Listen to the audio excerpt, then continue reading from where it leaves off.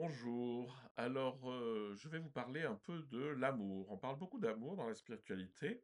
Il faudrait savoir ce que ça veut dire. La différence la plus simple à faire d'abord, c'est la différence entre l'amour mercantile et l'amour désintéressé.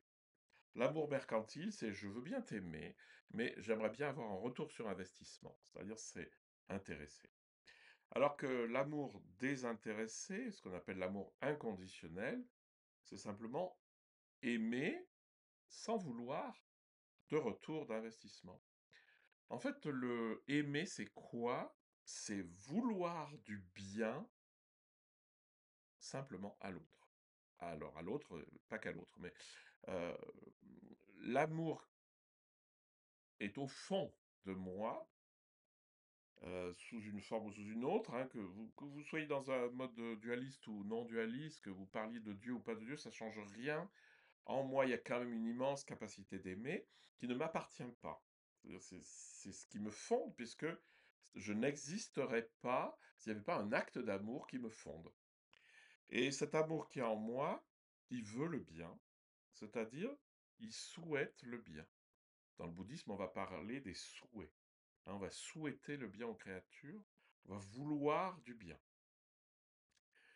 Et donc c'est ça l'amour, c'est simplement vouloir du bien. Ça vous arrive souvent.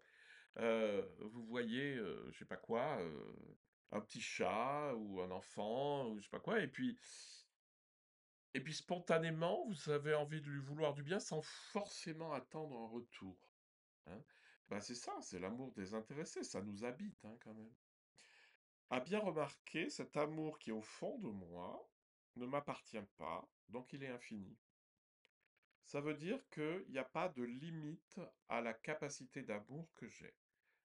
À la différence de l'amour mercantile, parce que je peux pas me donner plus qu'à un certain point, parce que bah, c'est avec mes propres forces que je cherche à le faire. Et donc j'ai une limite. J'ai une limite de patience, j'ai une limite de ceci, de cela. Donc, l'amour désintéressé, lui, il part du fond. La première chose qu'il rencontre à aimer, eh ben, c'est moi-même. C'est pas du tout de l'ordre du narcissisme, c'est pas du tout de l'ordre de l'égoïsme, c'est-à-dire se considérer soi-même comme être foncièrement aimable et digne d'être aimé, hein. Ça, vous n'imaginez pas ce que ça peut nous aider pour mieux se connaître que de se voir avec un regard bienveillant et pas avec toutes les injonctions qu'on nous a mis dessus par l'éducation. Donc, la première chose que cet amour qui jaillit du fond rencontre, c'est moi-même. Puis les gens qui m'entourent, que je les aime ou que je les aime pas d'ailleurs.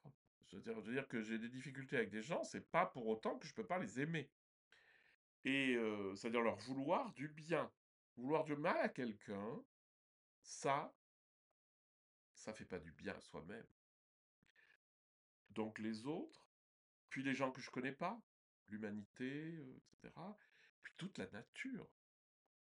Enfin, la nature, on fait partie de la nature, on est d'accord, hein. Mais c'est que tout ce qui m'entoure, les arbres, l'air, les oiseaux, les animaux, tout ce que vous voulez, tout ça, c'est digne d'être aimé, c'est aimable, foncièrement aimable. Et donc l'amour qui vient du fond, ça commence par m'aimer moi-même, par aimer les autres et l'environnement. Voilà. Et cet amour est infini et vous avez toujours la capacité de l'utiliser. Aimons-nous.